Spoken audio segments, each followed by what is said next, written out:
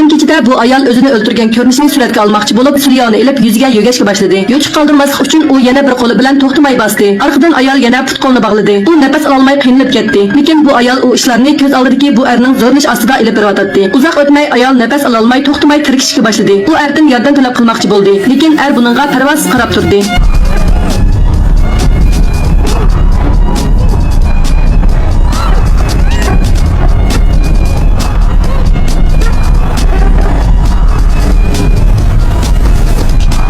Ayolning nafsining to'xtab qolganligini ko'rib, ondan bu yerdan ayrildi. Bu erning ismi Rahul bo'lib, aslida bir aqoniyatchi, oq ko'ngil dada edi. 20 oy ilgari u o'g'lining tug'ilgan kunini o'tkazib bergan edi. O'g'lining kichkidilla o'pka kesli bo'lg'achqa, urug' tuqqanlari izchil uningga yaxshi muomala qiladi. Lekin o'ylamgan yerdan atisi uning kesli tixim eg'irlashib ketdi. Rahul darhol o'g'lini doktorxonaga olib bordi. Doktor Lina uningga o'g'lining o'pkasining ko'p qismining chirib ketganligini, bunday ketaversa o'g'lining 6 oymi yasholmaydiganligini, hozir uni qutqizadigan birdan-bir amalning o'pka ko'chirish ekanligini aytdi. Ammo o'g'li oz uchraydigan mushuk iyiqini bo'lib, bunday bemordan bashi bor. Rahulning o'g'li 4-bemor edi. Lekin hozir a'zo iyoni qilg'uvchilarning salomatligi nihoyat yaxshi bo'lib, u 4-iyoni qilg'uvchining o'lib ketishini saqlab tura olmaydi. Uning ustiga bu xil kasalga giribtor bo'lgan bemorlarning tizimligini oshkorlashga bo'lmaydigan bo'lg'achqa, o'chvakka qistirilib kirish aslo mumkin emas edi. Bu chaqda Rahul tuyuqsiz bir erning dadasining ming paralish kasali bo'lib qolib hayot qolmaydiganligini anglab qoldi. Garchi uning qon tipi o'g'li bilan mos kelmasmi, lekin Rahul yana ularga dadasining a'zolarini taqdim qilib, tixmo ko'p kishilarni qutqizish to'g'risida nasihat qildi. Bu gapni anglab bu erning oilasilar qattiq g'azablandi. Ular dadasining saqiydiganligiga ishonadi. Ham ular agar o'lib ketgan odamning teni mukammal bo'lmasa, ro'yi aman topmaydi deb qaraydi. Shunga ular dadasining a'zosini taqdim qilishga qo'shilmadi.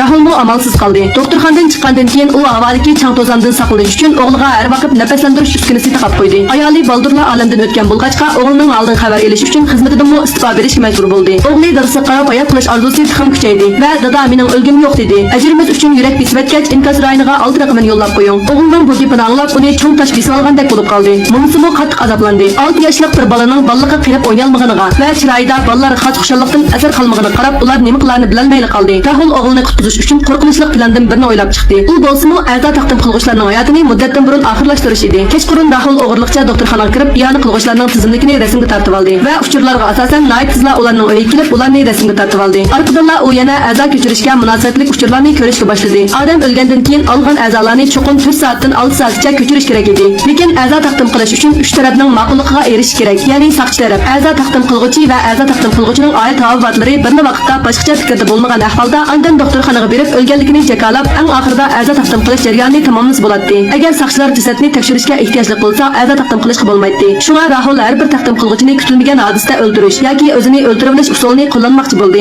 Maya bir artist, u bir teatrni suratga olish uchun xil uzun tirishchilik ko'rsatdi. Bu kuni u fursatga erishgan bo'lib, rejissor uningga at kelib sinab baqs bo'lganligini aytdi. Ikkisining parag'ini anglagan Rahul darhol bir amalni o'ylab topdi. U rejissorning boshqalar bilan salomlashgan vaqtidan foydalanib, ustaldagi yan telefonni olib, Mayaga uchur yo'llab, bugun kechda bir yordamchini o'ziga hamroh bo'lib, atidagi ssenariyani mashq qilishga o'rlashtirganligini aytdi. Maya shu aman xushal bo'lib ma'qul bo'ldi. Shunda qilib Rahul yordamchining salohiyati bilan Mayaning uyiga keldi. U yana Mayaga bir parcha vasiyatnoma yozg'izdi. Lekin Maya bundan hech qanday xayriylik his qilmadi. U tixi buni o'zi rol olgan kinodagi o'lib olgan ko'rinish o'xshaydi deb o'yladi. Bu chaqda Rahul yana qasdan o'zining tixi tamoq yemaganligini, sirtdan tamoq buyurtib, tamoq yeyish paranglashini aytdi. Buni anglagan Maya pisa do'koniga telefon qilib, 2 kishilik pisa buyurtmoqchi bo'lganda, Rahul darhol birini buyurtishni aytdi. Tamoq yetkazishning yana 30 minutdan keyin keldiganligini bilgan Rahul darhol keyin qadamni boshladi. Mayaning andisini tugutish uchun u oldi bilan ulgu ko'rsatib, sulyo bilan yuzini o'rab, ondan qo'l-puklarini bog'ladi. Rahulning nafas olishining qiyinchiligini ko'rib, Maya aldirab tinab uni qutqizib oldi. Maya uningga qoyil bo'lib, o'zining azaldan bunday aynan o'zini o'ldirilish ko'rinishini ko'rib boqmaganligini aytdi. Orqadan Rahul o'zi ishlatgan narsalarni yig'ishtirib, yolg'ondan Mayaning telefondagi tarni surtib bergan qiyofatda o'zining barmoq izini surtib o'tdi. Keyin Maya ko'p o'ylanmayla Rahulning ko'rsatib bergan bo'yicha qilishga boshladi. Lekin u buning bir maydon o'yin emasligini, ko'z oldidagi bu erning yordamchi emas, balki bir Azrail ekanligini o'ylab boqmagan edi. Vaqt asta-asta o'tib ketdi. Tamoq yetkazuvchi yetib kelish bilan bir vaqtda Maya mu nafasini to'xtab qoldi. Shunda qilib saqchilar Mayaning o'limini o'zini o'ldirib deb hukm qildi. Uning 6 a'zosining hammasi iyon qilindi. Rahulning o'g'lining 4-o'rindan muvaffaqiyatli holda 3-o'ringa o'tdi. Planining o'ngishli bo'lganligini ko'rgan Rahul yana bir nishonni izlashga boshladi. Bu kinoning to'liq uyg'urcha nusxasini ko'rmoqchi bo'lsangiz,